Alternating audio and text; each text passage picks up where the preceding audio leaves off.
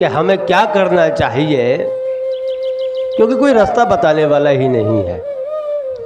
तुलसीदास जी ने श्री रामायण के अंदर बहुत सुंदर बातों में लिख दिया है कि कलियुग केवल नाम आधारा, सुमर सुमर नर उतरई पारा। कि कलयुग के अंदर खाली राम का नाम एक भजना चालू करेंगे तो ऐसे सरलता से हम भवसागर पार हो सकते हैं, क्योंकि राम का नाम सबसे बड़ा बताया गया है। राम से बड़ा राम का नाम कब कहा है? क्योंकि राम नाम के अंदर इतनी शक्ति है कि आज त्रेता युग नहीं चल रहा है कि स्वयं भगवान श्री राम अवतार ले, कलयुग चल रहा है और इस कलयुग के अंदर भगवान श्री राम अवतार नहीं लेंगे।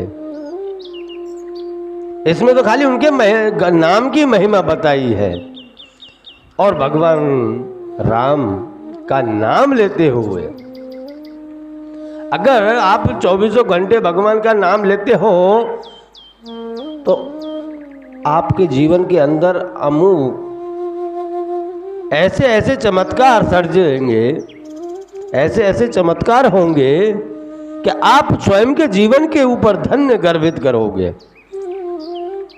क्योंकि राम के नाम के अंदर इतनी शक्ति है कि हम अगर भगवान श्री राम का नाम लेना चालू कर दें, फिर देखिए आपके अंदर कितनी तेजस्विता उत्पन्न होती है। एक अलग ही तेज आपको नजर पड़ेगा आपके जीवन के अंदर, और उस राम नाम के प्रभाव से समाज के अंदर भी एक प्रभाव पड़ेगा, क्योंकि राम नाम की महिमा ही ऐसी है। जैसे जिसने भगवान श्री राम का नाम का उच्चारण किया उसका कल्याण हुआ है। समाज के अंदर उसकी अलग ही एक पहचान बनी है। एग्जाम्पल के लिए देखा जाए उदाहरण में कि आप एक मार्ग से रोज जाते हो नौकरी पर, आप नौकरी पर रोज जाते हो तो रास्ते में कोई भाई मिला, आपको पता है वह रोज मिलता है हमें,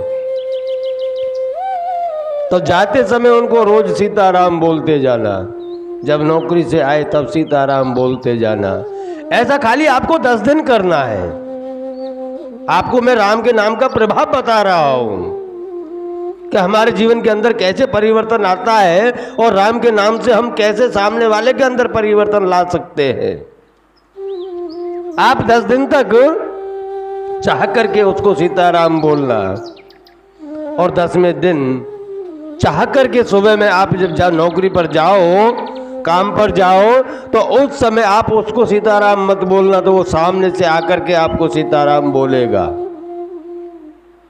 क्योंकि आपके गुण उसके अंदर जाएंगे। अच्छे गुण सामने वाले के अंदर जाएंगे तो सामने वाले के अंदर प्रभु राम नाम की याद तो आएगी ही।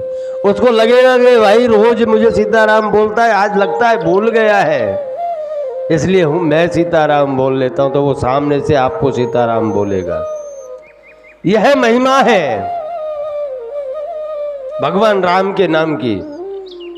और भी महिमा देखना चाहो तो खाली एक अपने जीवन के अंदर ऐसा उदाहरण ले लेना कि भगवान को पुकारोगे आप, अब उसके लिए उदाहरण के लिए आपको खाली एक छोटी सी बात करनी है। आपका कोई भी ऐसा दुश्मन हो, उदाहरण है ये कि आपका कोई ऐसा दुश्मन है कि जिसके साथ में आप नहीं बोलते हो, आप उसके साथ में बोलते नहीं हो, एक नियम बनाओ कि बस उसके दरवाजे पर जाकर के उसको उसके नाम से आवाज लगाओ, उसके नाम से रोज आवाज लगाओ। उत्तर नहीं आए 1 दिन 2 दिन 3 दिन, लेकिन आप उस का नाम लेना छोड़ना नहीं, रोज जाकर के उसको नाम लेकर के पुकारो। अगर आपका वह दुश्मन भाई है तो वह जो आपको आवाज का प्रत्युत्तर नहीं दे रहा है, तो एक दिन ऐसा आएगा कि उसकी जो घरवाली होगी वह उसको कहेगी कि वह रोज आकर के आपका नाम लेकर के आपको बुलाता है, आप जाते नहीं हो, आप जवाब नहीं दे रहे तो कुछ नहीं, पर मैं जाकर के जवाब दे देती हूं। इतना परिवर्तन आता है भगवान के नाम लेने से। अगर भगवान हमारी नहीं सुनेंगे तो माँ लक्ष्मी तो अपनी सुनेगी ही सुनेगी, क्योंकि माँ को तो दया बहुत जल्दी आती है, वैसे तुरंत आकर के जवाब दे देगी। जो भी आपके जीवन के अंदर कष्ट है उन कष्टों का निवारण कर देगी। यह है राम के नाम का प्रभाव कि आप भगवान का नाम जप करो। एक दिन, 2 दिन, थोड़े दिन तक आपको तकलीफ होगी, लेकिन जब परिवर्तन आना चालू होगा तो आपकी आदि व्याधि उपाधि जितनी भी है वह धीरे धीरे सब समाप्त होने लगेंगी। भगवान जवाब जब देगा तब देगा, लेकिन भगवान के घर वाली जो लक्ष्मी जी है वह आपको पहले आके उसका जवाब देगी। इसलिए कहते हैं कि भगवान का नाम जपा करें, कलयुग केवल नाम आधारा, सुमर सुमर नर उतरई पारा। इसीलिए कहते हैं कि मनुष्य को भगवान का भजन करना चाहिए। अगर आप किसी काम की लालच के आधार पर भगवान का भजन करते तो आपका काम होगा, और अगर आप निस्वार्थ भाव से भगवान का नाम का जप करते हो तो आपका कल्याण होगा। अब ये आपके ऊपर है, आप किस प्रकार से भगवान को भज रहे हो, आप किस प्रकार से भगवान को याद कर रहे हो, यह आपके ऊपर है। आपको क्या करना है, कैसे करना है, क्योंकि स्वार्थ सभी को है, स्वार्थ सभी को है। किसी को संपत्ति का स्वार्थ है कि भगवान का नाम भजेंगे तो संपत्ति मिलेगी, क्योंकि जो जिस प्रकार से भगवान को भजेगा उसको वही प्राप्त होता है। पहले राक्षस लोगों को नहीं देखते कितनी तपस्या करते थे, वह कितनी तपस्या करते हैं राक्षस लोग, उनकी भी मनोकामनाएं पूरी होती है। तो हम तो राक्षस नहीं है ना, हम तो भगवान के भगत हैं, तो क्यों ना हम निस्वार्थ होकर के भगवान का भजन करें, सत्संग करें और अपने जीवन का कल्याण करें।